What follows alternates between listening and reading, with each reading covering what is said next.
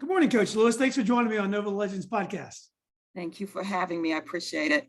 Of course, every coach dreams, or at least it's a solid goal to get to the state tournament every year, and you're here.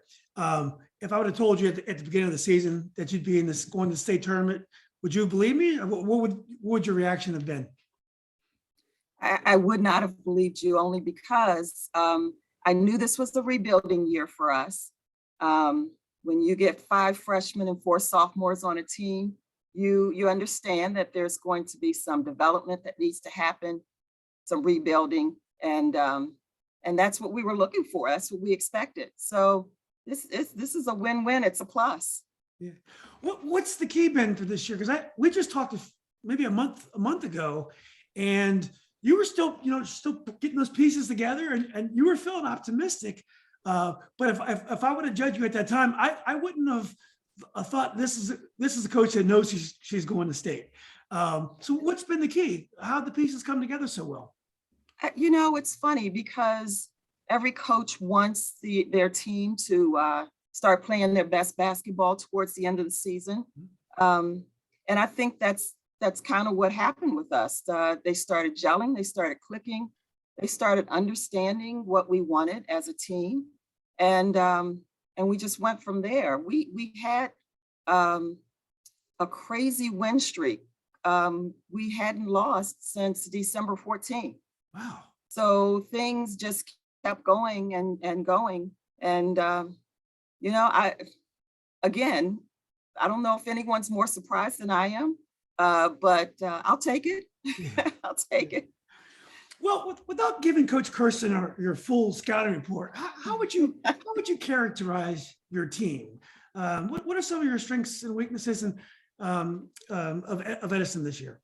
Sure. Yeah. No. We are very guard heavy, and we play guard oriented.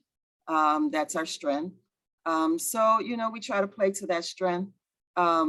We've always tried to play fast. Sometimes that works for us and sometimes it doesn't. But it's and we've tried to make it fun. When you've got a young team and they don't understand, we've been going since November 8th. It can be a long season. So you have to make it fun. You have to make it challenging and at the same time. But we're sitting here getting ready to go into March and still playing. And I think they understand that's a blessing that a lot of teams are not seeing right now. I love watching the young players develop during a tournament run.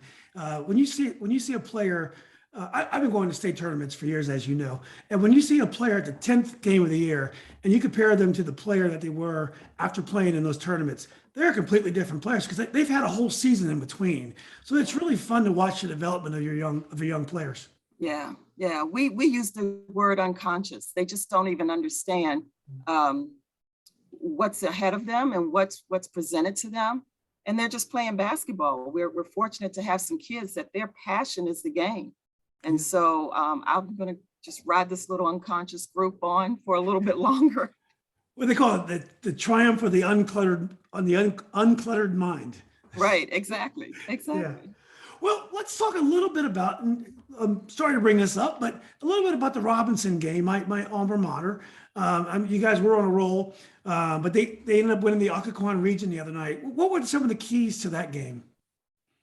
Well, our point guard got in foul trouble early, and it just kind of took us out of our rhythm. We had to pull her. And so, to Robinson's credit, they played a complete game. That freshman post player, Simonson, is legit, and she's going to be good. And I hope she stays in the public school system and one of the private schools don't grab her. But she's really good, and we had a hard time trying to contend with her, just to keep her off the boards or to keep her from scoring. But Robinson, they had a great game plan, and we struggled, and so the better team came out ahead that night.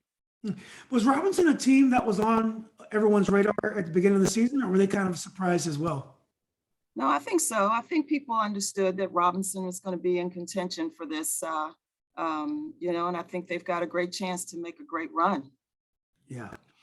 Well, before we get to the state tournament and get to Madison, you've been coaching quite a bit, and the format is a little bit strange because the Occoquan region, you had 4 games in a row. The district tournament was pretty much irrelevant to whether or not you got to state, except for I guess it could determine some seedings. But you had to play 4 games to get in. I guess everyone had to play to get in, and now you have a week off to recover and to start thinking about playing a local team, Madison. Do you like this format? Do you wish they would tweak it? Do you wish we're playing a team farther away in the state? And then, traditionally, the way tournaments work is they try to separate teams from brackets and put them on the other side of brackets. So like if you were going to play teams from local, you'd play them in a final or maybe even a semifinal. Anyway, Right. What are some of your thoughts of the format of the Right. state tournament? Yeah, I'm trying to explain to my young kids that we're playing in a state tournament, but we're playing Madison, like right across town. So it doesn't sound like a state tournament. So I do wish that they would cross and have us play somewhere else in the state just to make it a little bit more special and feel like a state tournament. Going back to last week, we played 7 games in 2 weeks. Hmm.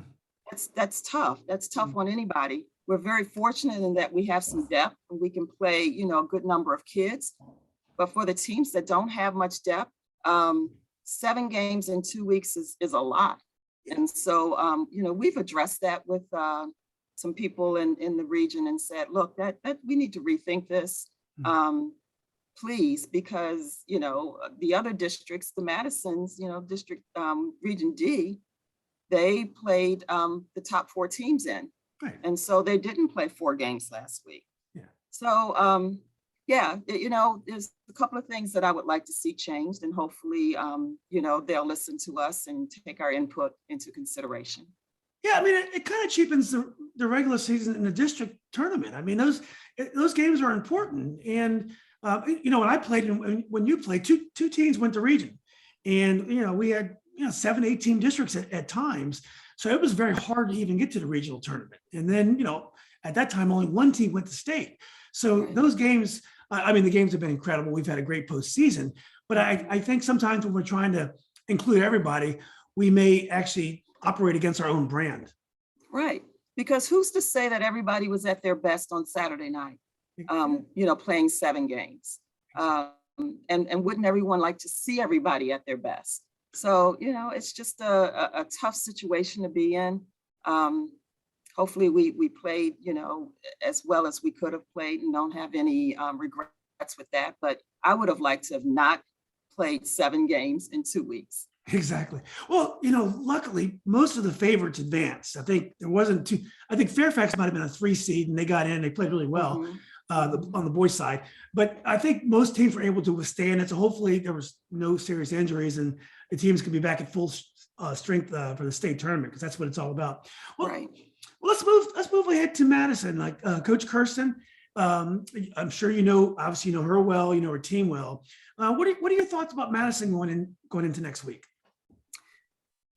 We know that we have a tough fight ahead of us. But I tell the girls this all the time. In order to get better, you have to play better. Mhm. And so win or lose, it's a win-win for us, just in our development and going forward. But I know for a fact this is a tough matchup. She's got a great team. She's got a great team. They're having an awesome season. Yeah. Is it one of those things where as a coach, and I don't want you to give away any blueprint, of course, but sometimes coaches, when they get to these big games, they start thinking about beating the other team instead of playing their own game. And you've won a lot of big games. You won huge titles. How do you generally approach these type of things, or in terms of coaching your girls and approaching great teams? It's funny because I was talking to another coach the other day who's been in the game a long time. And, he simply said, you got to the dance, don't change your dance partner. And so sometimes you just got to ride with what you do well. And if it works for you, it works for you. If it doesn't, maybe it's not your time. But, we can't in 1 week revamp our team. Right. And so we're going to have to just try to stick to what we do and what we do well, and make a few tweaks here and there, and see how it goes. Yeah. Well, obviously, best of luck to you. Do you have any tips at all? And I know you're not looking ahead of Madison, but just in terms of fans out there who are fans of the game, do you know anything about Osborne, James River, Thomas Dale, or Woodbridge? Any of those teams you know much about, and any of the great players on those teams? I'm seriously taking this one game at a time. I just know Osborne Park is coached by Chrissy Kelly, and of course we're going to get Chrissy Kelly's best. She's a phenomenal coach, and so that's she'll do her thing for sure. But no, haven't looked that far ahead. I can't right now. Yeah, I knew when I asked that it was probably kind of a waste of time, but we did get good information about Osborne there. Well, Coach, this has been one of your biggest achievements, to take a young team in a rebuilding year and take them to the state tournament, win or lose. You are really building something great for the future. So that's exciting.